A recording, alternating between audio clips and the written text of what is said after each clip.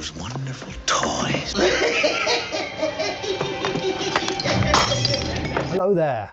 Back in the 1980s, we didn't have things like Twitter, X, Facebook, Instagram. No, when we wanted to get information about the latest movie releases, to get excited about things, we had something called a book. Now, a book, for those that don't know, is sort of like an analog type of tablet, where if we take a look at this one, instead of swiping like this to get to the next page, you actually had, you just open it like this, and it was made of this sort of strange material called paper, and then instead of having little videos on it, it has things that we call words. Obviously, I'm being facetious. Everyone knows what a book is. But this really was the way that you could get excited about up-and-coming movies back in the day. So this is the novelization of Batman. We can see that by Batman being written there, and Michael Keaton there, and Jack Nicholson there in the background. And it's a pretty cool novelization. Pretty much follows, well, it's obviously the film, but then you get extra little insights into what the characters are thinking. That's pretty cool. Got some nice photos in there. And given that I'm here in Europe and growing up in the UK, which was at that time part of Europe, we had to wait almost 4 months until we got the film. America got it first in June 1989, and we got it in September 1989. So what do you do in all those months where you're getting little bits of news from the US saying what a fantastic movie it is? Batman. The critics call it spectacular, says Gannett Newspapers. Gene Shalit says Jack Nicholson is colossal. CBS TV says it's a terrific time at the movies. And Rolling Stone magazine declares it a triumph. You can't take your eyes off it. Who are you? I'm Batman. Critics rave Batman could be the movie of the decade. You read a book, people. So, there you go. That's my novelization of Batman. But the other books that we could get are like what we have here with these two. These are the official movie books. And inside you get all the wonders about the production of the movies. So what I'm going to do is we're going to have a quick look at the original Batman 89 movie. And then we're going to look at the 1992 Batman Returns book. Both of these I managed to get from eBay. They're quite available, and they're pretty cool little reference guides to the movie. Now, let's have a quick look at Batman.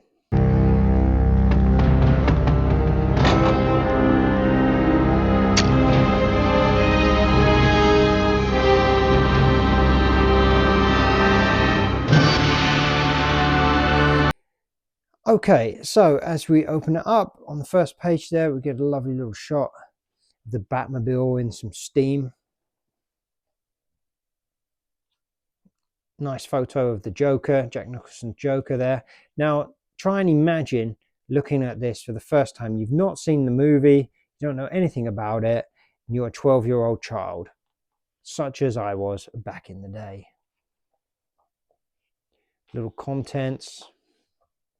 We're not going to read everything because, to be fair, as a kid, when you get a book like this, you're just going to look at the photos. So we get a little bit of history to Batman and the Joker. What are the characters that are going to be covered in the film? Which is pretty cool. And then, you know, who is Tim Burton, who's making the movie? From Beetlejuice to Batman. Or there you go, nice explosions around the Batmobile. What was happening there?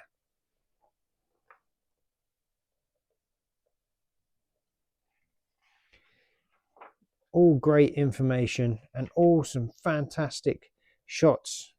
Quite like this, so you can see how Gotham was built without all the matte paintings that they used to fill in all the backgrounds. Batman in action. How Jack becomes the Joker.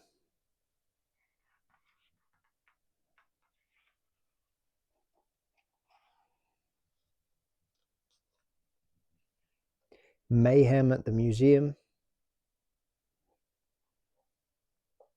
And then we get some nice movie art pictures, design pictures of how we want to have the Batcave looking.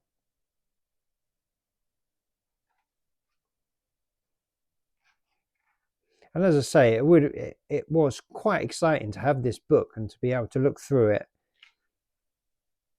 Because even after I'd seen the movie at the cinema, I had to wait sort of like 6 months before it would be available to rent, if you wanted to rent it. And then you had to rent it, you wouldn't end up owning it.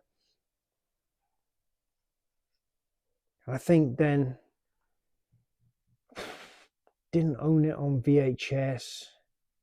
We may have rented it on VHS, but I think it was I had to wait like a few years, and then it would have been the big Christmas movie perhaps, and then we would have recorded it, and then I could watch it more than once.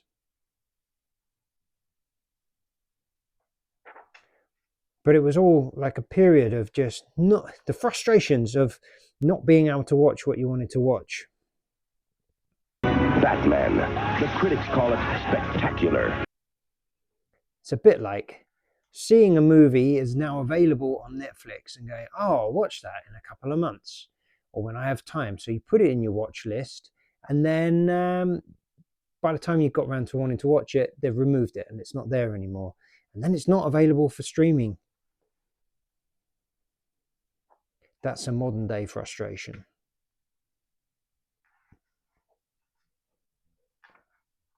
Kim Basinger. Not really a massive Kim Basinger, Vicky Vale fan. She was, she never matched up in my eyes to the wonderful Michelle Pfeiffer.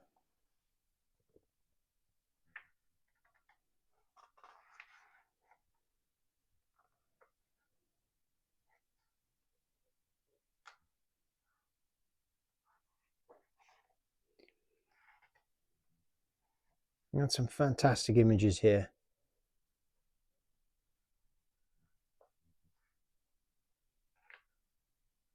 And I do remember, yeah, obviously I would have flicked through it quite a few times, but I did read everything at the time. I haven't read it for years. So I got this book a few months ago from eBay. So I really haven't refreshed myself on everything that's in it.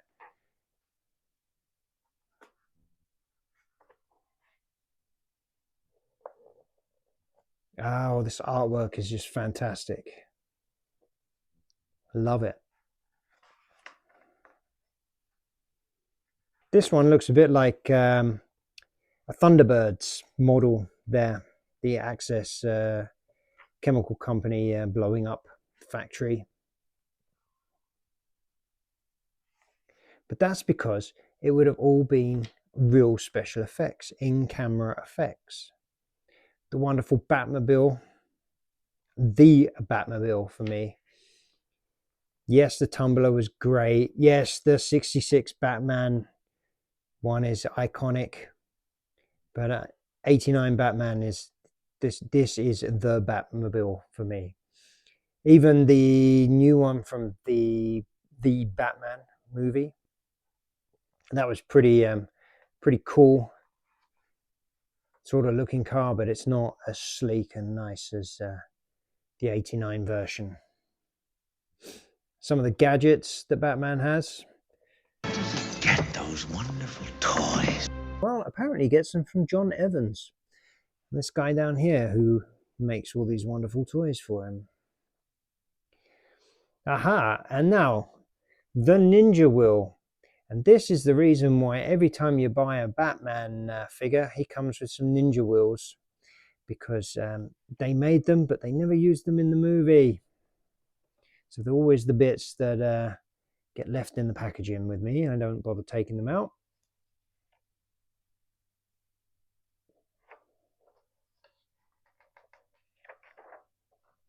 Some more fantastic Gotham City artwork there.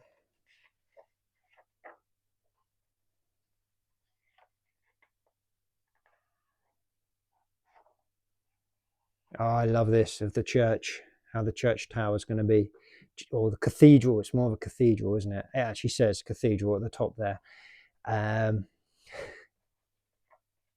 There you go. What can I say? I'm obviously blind. Scary buildings and fun costumes.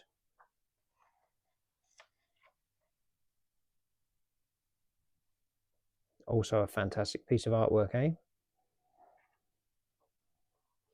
I remember this picture always freaked me out a bit as a kid. Jack Nicholson there as the Joker, but with his makeup on, so he looks normal, but with that freakish grin.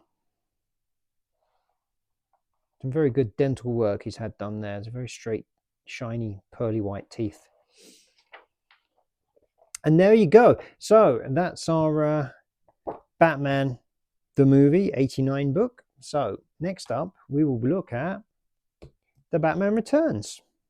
I want you to do me a favor. I want you to tell all your friends about me. Yes, that's right. Tell all your friends about me. Tell them about my Batman content. Tell them about my channel and let them enjoy these videos too.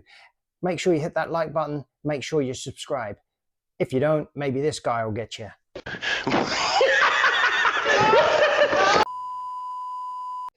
So here we have Batman Returns with the sort of movie poster thing on here. Now, I always thought that this was water being splashed over the bat sign. It makes absolutely no sense. And then I realized, well, I saw it on a video. I can't remember who it was, but they mentioned, no, this is the bat symbol. It's been full up with snow and the snow is being blown out of it, like it's being cleared. And then you remember, oh yeah, it's actually snowing quite a bit in that movie. It's set around Christmas time. That's pretty obvious, isn't it, that there would be snow blowing out of there. So there you go. Learn something new every day. And again, this book is pretty much the same as the other book in format. It's obviously not the same as the other book. But this one has much more pictures of Michelle Pfeiffer in it, which appealed to me as a young teenage boy. Appeals to me now, to be fair.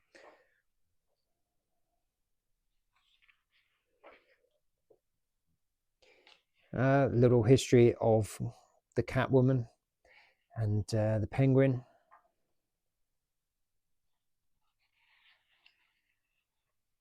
Nice old comic book art there.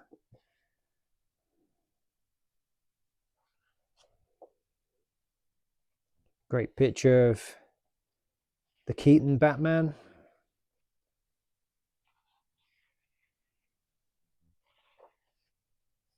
And the Penguin with his Duckmobile thing.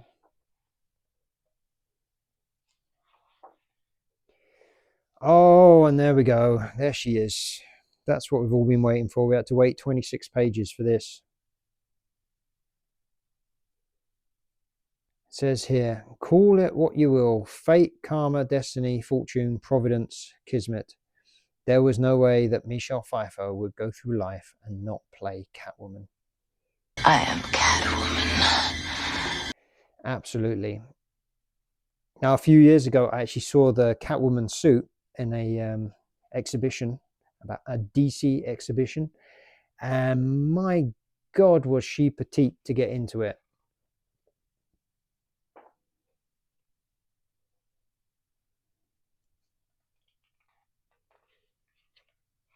And even as Selena Kyle, she was just, once she'd turned into Catwoman, she was just so unbelievably sexy there.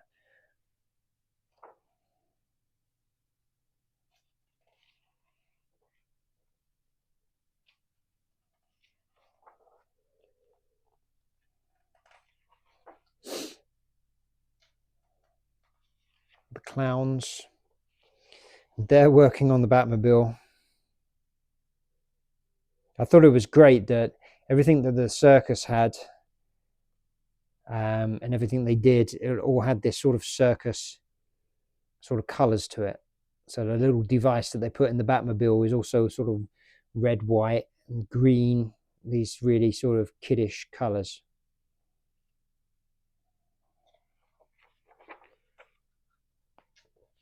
I think it really is an underrated movie. It's such a shame that Warner Brothers didn't carry on with the sort of dark style that they'd built up with the Burton movies and then make a third movie. And then we would have got Catwoman would have come back, obviously Keaton Batman, and then I believe they would have had Robin Williams as the Riddler.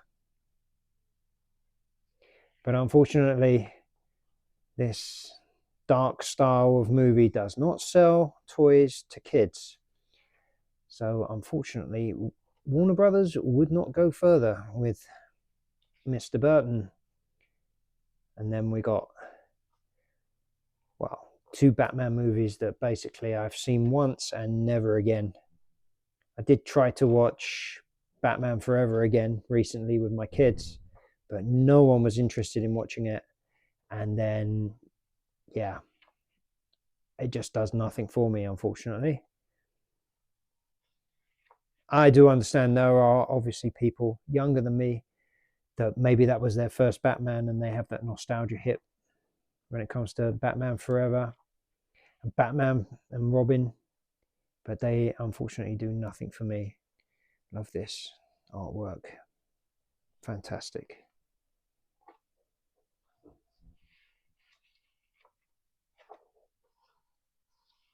And the costumes. I love also that they had more than one Batman costume ready to go. That he had a whole room full of them. Because obviously if you're Batman, things are going to get damaged. So you need to have some spares. The Catwoman costume, how they made that. The sleek, shiny, terrifically sexy Catwoman suit was made to fit for Michelle Pfeiffer in every way.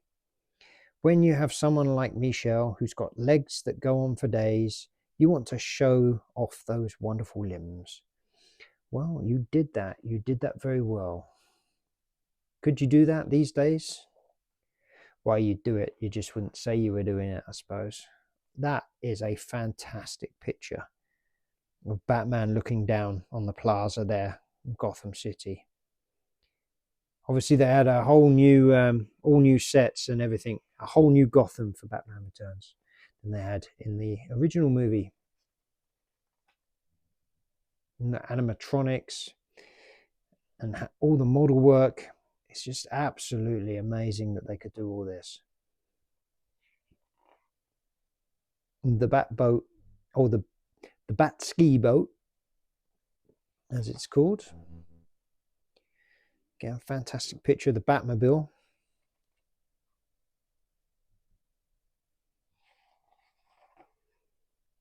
Oh, look at that artwork. The Batmobile all shrinking down to the torpedo. Kind of handy that he had that design. He must have known that one time he would have to escape down an alleyway. Always thought the Penguin's Duckmobile thing was a bit stupid. But there you go, that's what we got. Some more wonderful toys for Batman there. Catwoman's whip. And obviously the Penguin's umbrellas. And we are at an end. Fantastic. Right, okay. So there you go. And those are my Batman books. And with that, we are at the end of the video. Thank you very much for watching. If you enjoyed the video, make sure you hit the like button, subscribe if you're not already subscribed, and comment. Leave some comments down below about what you think about books, or Batman, or these Batman books, anything at all. Thanks again for watching. I'll see you on the next one.